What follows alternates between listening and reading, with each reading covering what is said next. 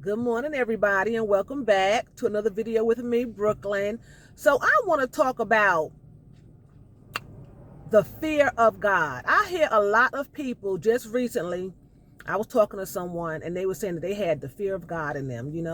They were just in total awe of the Lord. They respected him to the utmost. And as I was listening to this particular person, I was asking the question, having respect and the fear of the Lord. Now, when I say the fear of the Lord, I do not mean to walk around and be afraid. When you translate having the fear of the Lord, it means to respect him highly. It doesn't mean to walk around and be afraid of him and that he's a bully and he's going to strike you down at any given moment. People teach fear to be scared of him. Of course, you do not want to play with him, but it does not mean for you to be afraid of him. It means respect, reverence. And I was just listening to the conversation and thinking to myself, you're having a full-fledged relationship with a man who's in a relationship, okay? And how can you say that you have fear of the Lord and you respect the Lord when you don't even fear that sleeping with another woman's husband, raw, not using any protection? You don't know what can happen to your physical body. You don't know what this other person is carrying. And that's just not for her, but that's for anybody who's engaging in unprotected relations with someone. How can you have fear of the Lord and respect of the Lord, but you don't respect yourself and don't fear for your own life? You're out here laying down with people, not taking any precaution. You don't know their physical health state. You don't know their mental state, and you're comfortable just laying down, giving yourself to someone. If you can give yourself to someone who's in a relationship, you should be afraid because that person has no reverence and no respect for themselves or you or God. If a person is comfortable having a relationship on the outside of a relationship that they are supposed to be committed to, you should be afraid of that person. How are you afraid and call yourself reverencing God and respecting him and you don't respect yourself and they don't respect you and they don't respect the other person? You don't respect your body. Excuse me, guys. You don't respect your body because you don't know what someone is carrying. You don't know what someone has in their body that they can transmit to you, and you can take it and transmit it to the person that you say you love, the person that you are in a committed relationship that you say you're in a committed relationship with. Because if you are stepping out, you're not committed. So how can you call yourself committed to God? Because this person that I was talking to is always saying how they know they have a calling on their life. God called him to be a prophet, a preacher, work with young women and teach young women the way to go. I would not dare follow someone who's not showing any kind of self-restraint and morals. When you are a woman, you are supposed to teach the young women. When you are a woman of my age, I'm 57. When you are a woman of my age, you are supposed to be showing the young women how to be women, how to carry themselves, how to treat their bodies, how to treat their men. If you have a man, you know how to treat your husband, how to treat their husband, how to carry themselves in order to be able to get a husband if they want a husband. Not laying up with somebody else's husband, someone else's spouse, fiance, boyfriend, whatever the case may be, and then you saying that God has a call on your life and he tells you how to mentor young women. You cannot mentor a young puppy dog. And you're out here spreading yourself all over the place to other women's men. And I fear the Lord and I have the utmost respect of him. You have to remember your body is a temple. And if you call yourself living for Christ, he's supposed to dwell inside of your temple. So how is it that he's dwelling in your temple, but you're opening up the door of your temple and letting Satan all up in there? But you mentor people. See, we have to be careful because you're going to reap what you sow. You have to be careful because you're leading people underneath the guise that you are following Christ, Now, I'm not saying that we don't make mistakes, but when you are deliberately doing it, and then she made the statement, she said, well, God knows I get lonely, because I called her out. Well, God knows I get lonely. God could care less. Get your own man. Being lonely, he does not understand that you're going to sin because you're lonely and you're feeling some type of way.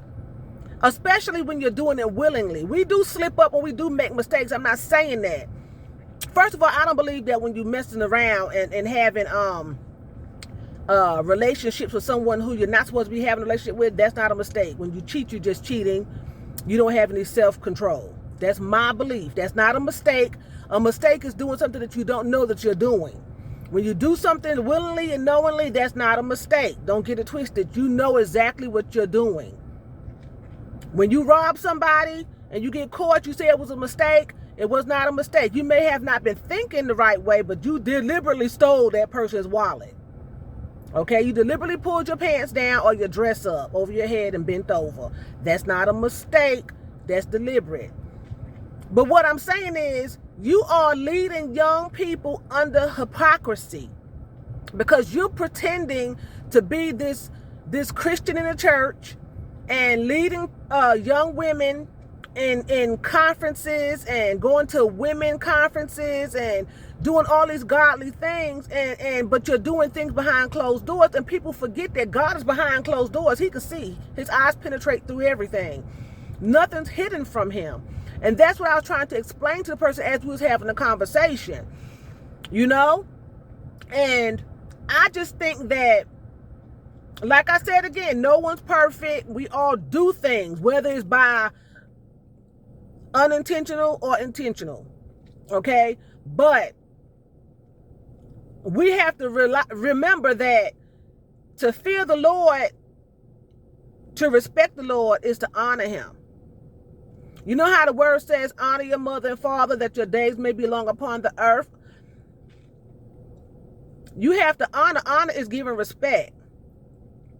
Honor is doing. How you going to lead someone and you're not doing it yourself? That's what I'm saying. How are you going to lead someone? You know how you have heard parents say, do as I say and not as I do? That's a bunch of bull crap. You have to lead by example. You cannot tell someone to stop smoking cigarettes and you're smoking. You can't tell someone to stop drinking alcohol and getting drunk and tearing up their liver and you're drinking and you're drunk every day. You have to lead by example. So I was asking her, how are you telling these young women to carry themselves as women and to respect their bodies if you're not doing it? How can you possibly lead anyone?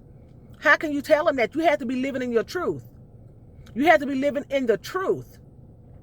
So if you know that you cannot contain yourself and you cannot have any self-discipline, then you need to step down out of that position, because eventually it's going to hurt you.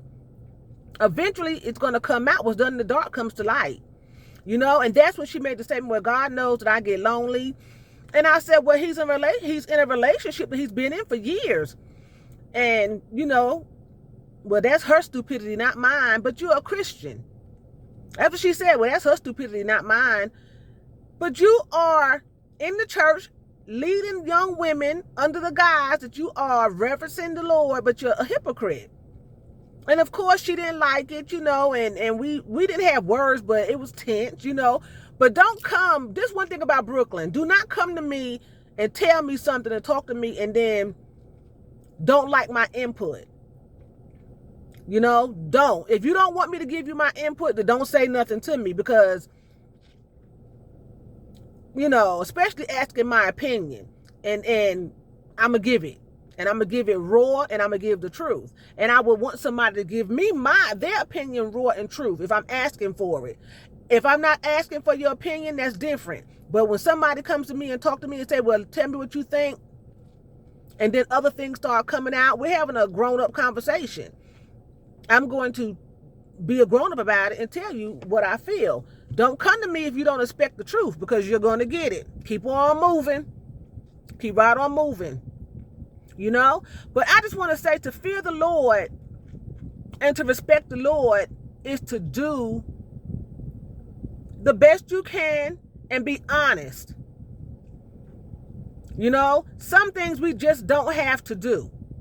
And some things is not a mistake. We just don't have to do. And sometimes your flesh will take over and you will do things. Right? But let's call it like it is. It's not a mistake. You deliberately did it. Now, don't continue to deliberately do it.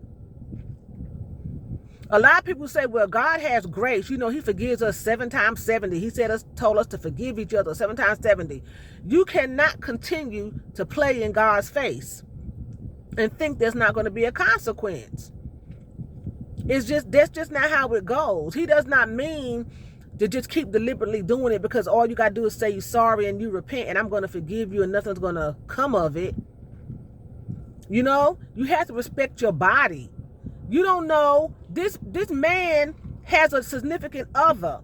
You don't know if he done passed her something. You don't even know if she has something because of him. You don't know if he has something because of her. And you're out here being all raw. You're not even taking any precautions, no protection. You come home and give it to the other person and lay with another person, and you passing things back and forth. It's just not good. And that's what I was telling her. I was like, if you are lonely and you want a man, ask the Lord to give you a husband. You know, ask him to send you somebody. Fix yourself up when you go out in public. That's another thing. Fix yourself up when you go out in public. And every time this particular person get with somebody, they always have another a spouse, a girlfriend, a long-time girlfriend, or a long-time wife, a wife. Every time. They never get anybody who's single. I just don't understand. They never find anybody that's single. It's always somebody in a relationship. And I guess sometimes you can draw that type of a person depending on what kind of spirit you have, because we draw things. You know how you see people that draw people that's abusive? You have people that are just abusive. And, you know, I don't know. But I just want to throw that out there. You know, don't practice something under the guise of the fear of the Lord, and I reverence the Lord and I respect the Lord, but you're doing everything else in the dark that other people don't know about. You know, I don't know her circle, so she don't have any reason to think that I would repeat it to her circle. You know, because I don't know her circle, so she figures she can confide in me, but I'm gonna tell you the truth. You know, and at the end of the conversation, she was like, well, I knew you was gonna tell me the truth. You know, I knew you was, no matter how much I don't like it, but I knew you was gonna tell me the truth. You know? So I'm gonna drop that little nugget of wisdom there and knowledge, and I hope you understand. And I'm gonna go on and start my day. So with that being said, I'm gonna say vielen Dank. That's thank you very much in German. So vielen Dank for watching me, and choose, that's what? That's bye in German.